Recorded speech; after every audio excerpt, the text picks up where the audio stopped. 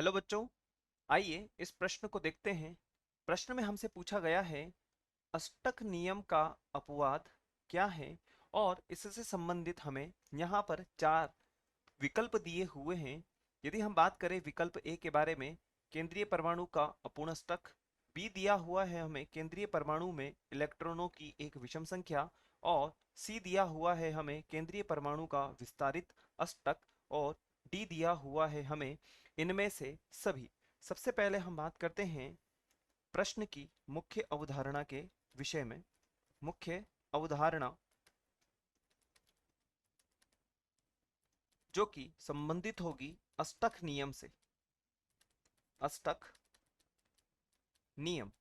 अब हम बात करते हैं कि अष्टक नियम क्या होता है। अष्टक नियम के बारे में यदि बात की जाए तो वे परमाणु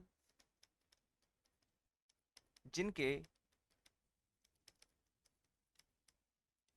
बाह्यतम कोश में 8 इलेक्ट्रॉन पूर्ण होते हैं और वे अधिक स्थायी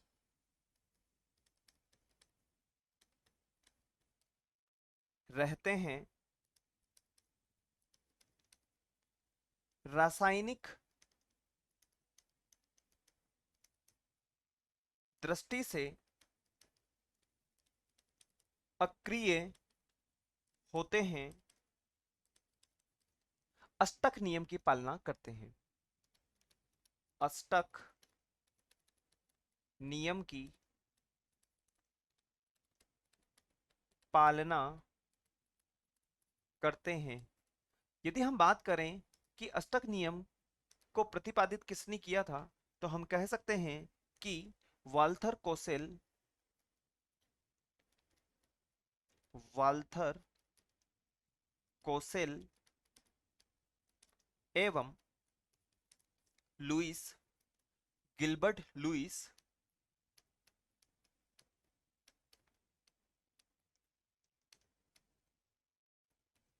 इन्होंने इसको प्रतिपादित किया।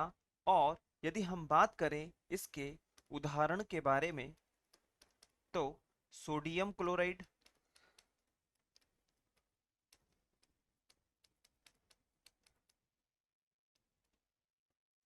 सोडियम क्लोराइड हो जाएगा और carbon mono oxide, carbon mono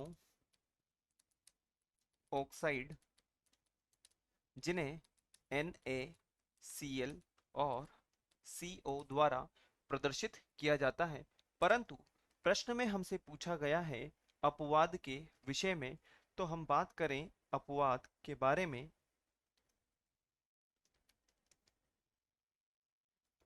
देखिए, यदि नियम कहता है कि 8 इलेक्ट्रॉन होना, अष्टक नियम के अनुसार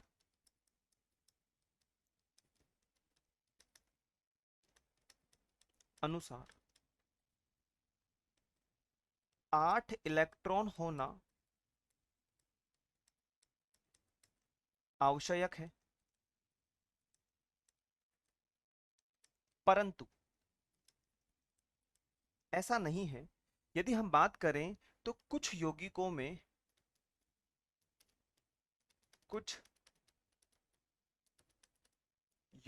में यह 8 से ज्यादा होता है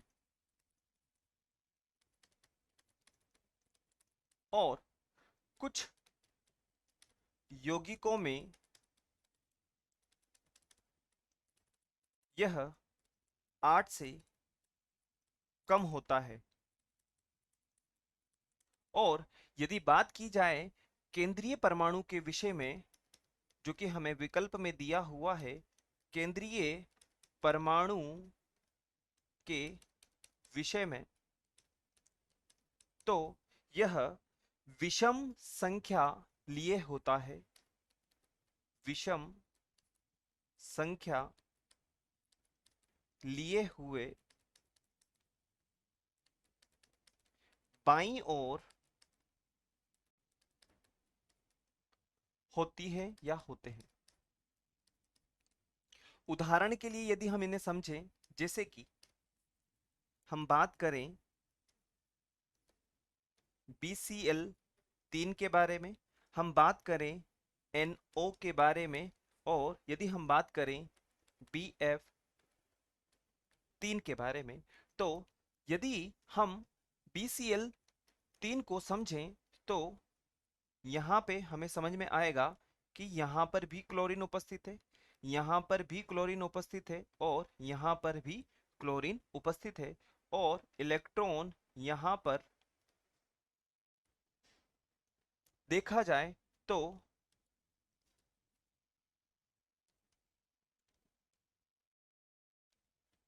कुल 6 इलेक्ट्रॉन विद्यमान हैं। 1 2 3 4 5 6, 1 2 3 4 5 6। अब हम बात करें NO के बारे में, तो इसकी संरचना कुछ इस प्रकार होगी।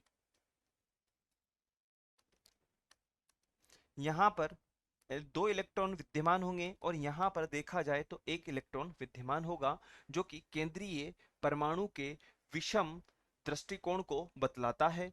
तो हम कह सकते हैं कि N के पास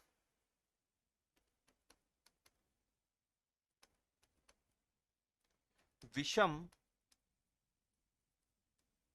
इलेक्ट्रॉन हैं। अब हम बात करते हैं विकल्प के बारे में।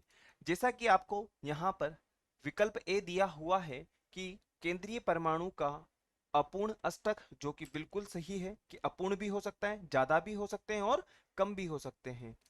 हम बात करें केंद्रीय परमाणु में इलेक्ट्रॉनों की एक विषम संख्या, जैसा कि हमने यहाँ पर देखा कि यहाँ पर हमें विषम संख्या दिखाई दे रही है।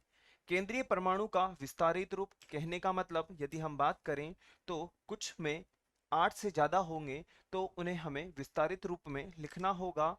और यदि हम बात करें यहाँ पर इनमें से सभी, तो हमारा जो उत्तर होगा वह होगा डी, इनमें से सभी। अतः हम कह सकते हैं कि हमारा वांछित उत्तर डी होगा, इनमें से सभी। आशा है आप इसे अच्छे से समझ गए होंगे। धन्यवाद।